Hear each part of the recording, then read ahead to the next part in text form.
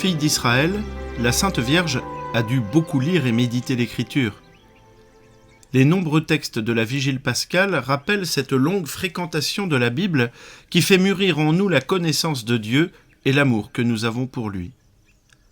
La Sainte Vierge a eu dans ce domaine encore une grâce particulière, car en elle la parole a pris chair. À l'Annonciation, comme le rapporte saint Jean, le Verbe s'est fait chair et il a habité parmi nous. Plus précisément, il a pris chair dans le sein de la Vierge Marie, pour habiter parmi nous.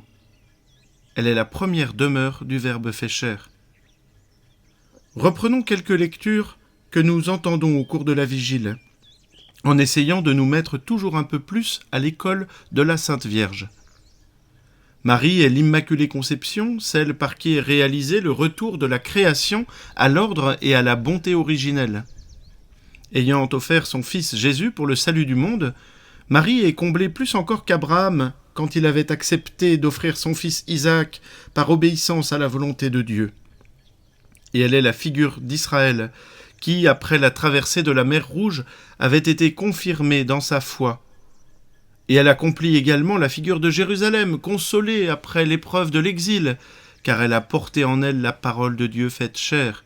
Et elle peut dire avec tout Israël dans le livre de Baruch, « Heureux sommes-nous, Israël, car ce qui plaît à Dieu, nous le connaissons. » En réalité, nous comprenons que Marie est déjà, par anticipation de la grâce du baptême, la figure du nouvel Israël sur lequel Ézéchiel prophétisait « Vous habiterez le pays que j'ai donné à vos pères, vous serez mon peuple, et moi je serai votre Dieu. » Ce pays que Dieu a donné à nos pères, nous le savons, c'est toute la terre entière depuis la mort et la résurrection du Christ.